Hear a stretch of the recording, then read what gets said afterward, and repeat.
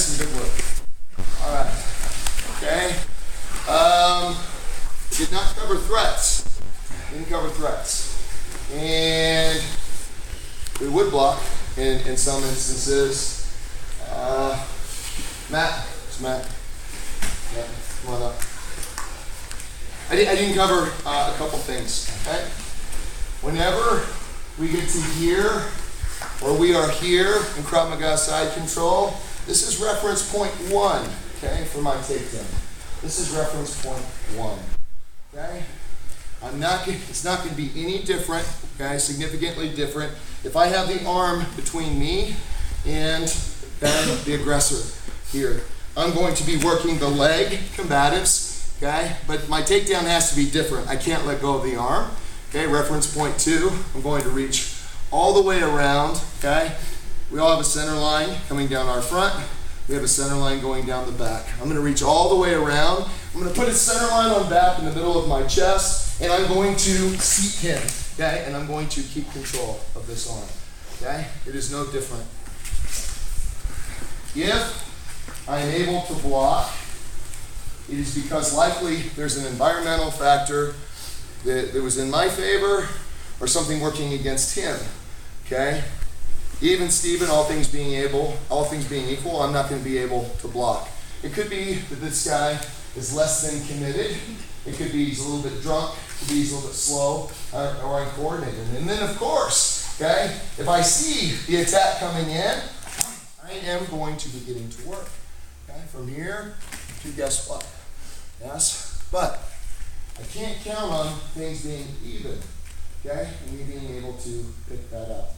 The other thing I'll say about the big punch, you'll see some people teaching things where you go, okay, here, and they will continue the combatives. We should keep in mind that these defenses originated not with combatives, ending this. Okay, the combatives are a filler, okay, for teaching this to non-military or non-law enforcement people. Okay, the context here with the punch of my life is here, and I am going to the option that is the best option against the knife field, which is to shoot him. That works really well. Okay? Shooting people, that's the reason it's the preferred response. Okay? If we're in a roll with us a lot. Does that make sense? Yes? We didn't get to the threats. Real quick, we're 2 minutes over. Questions about knife? Questions? Open questions. There's got to be questions. What's your blog? What's that? What's your blog? It's on Northland Post, and it's not just about Krav Maga. I just transferred my website to a new provider. If you go to kcpma.com, the blog isn't on there yet, but it will be very soon. It'll be about youth martial arts and about Krav Maga. And I also am going to be starting a series of seminars. I'm leaving next week for tactical firearms training, and we'll do tactical firearms, and I'll do some seminar-based stuff for stick, knife, gun, that will be Saturday things at the school. We'll work with people who want to get their concealed carry. I have a law enforcement instructor who's going to help me with the shooting. We have a private shooting facility, so we have a lot going on. But it'll be at kcpma.com in the next week. Okay. Other questions about knife? If your opponent has a knife, should you try to secure them from behind over the eyes? If they have a knife, that's a good question. If you come on up. I want to control the arm if I'm able to control the arm. I'm going to take you down and keep you in front of me unless there's some kind of barrier or obstacle on a threat. Okay? If I have an arm here, okay, if you got a hold of me or you're just bladed with an arm up here, I have to deal with this arm. I can't get to the knife. And you're going to go active on that knife before I can get to that side. So then I absolutely would be working behind for what I have access to. The takedown is going to be the same.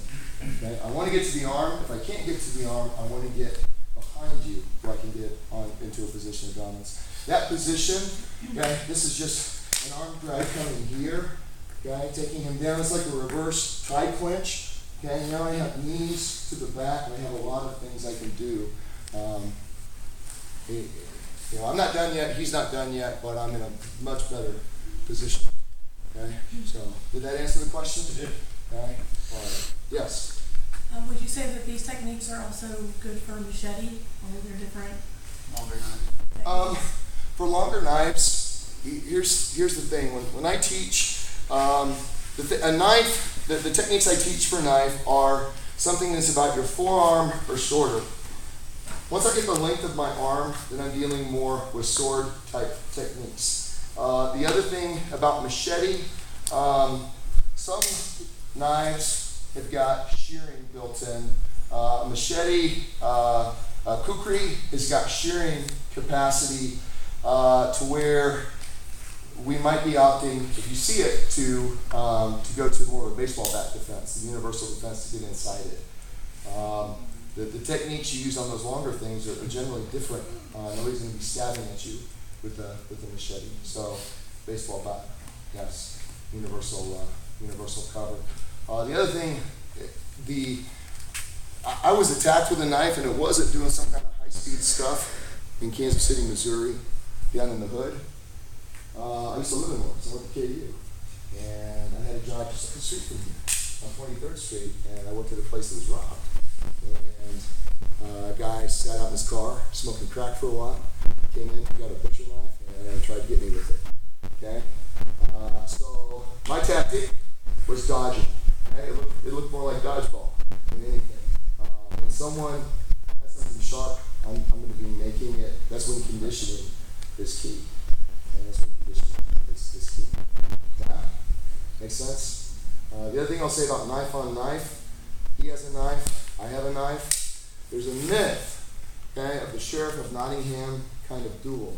It might seem that I'm in a much superior position here now that I have a knife, but I would prefer, if it's me, to have the knife, but now we can do equal damage to each other. And there are quite a few of edge weapon encounters where both the people end up dying. Both of them end up dying. Yeah? So I do think that for practical self-defense, if you learn how to use this, you should be familiar with the laws in the city and the state that you live in, but many times something that is 4 inches or less, it's a folding blade, it is legal to carry.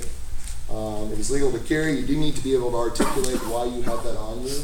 For me, I get a lot of shipments from Century and Red Gear, and I need to cut boxes, and this is my box cutting knife right here. Okay?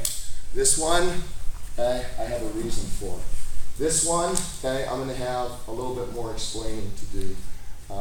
If I have this on me when I'm mobile, if I get pulled over, I have any kind of a problem. Yeah?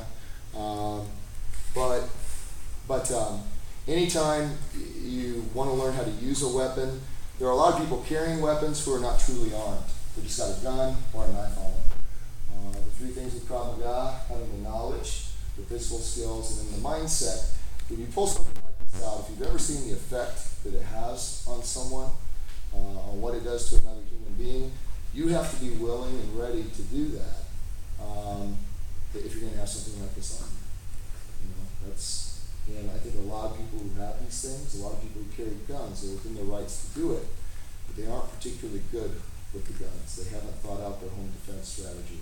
They haven't thought out things from beginning to end, and I think that they have the mentality they're just going to figure it out when they need to, and that's just not the way this stuff works. Other questions about knife?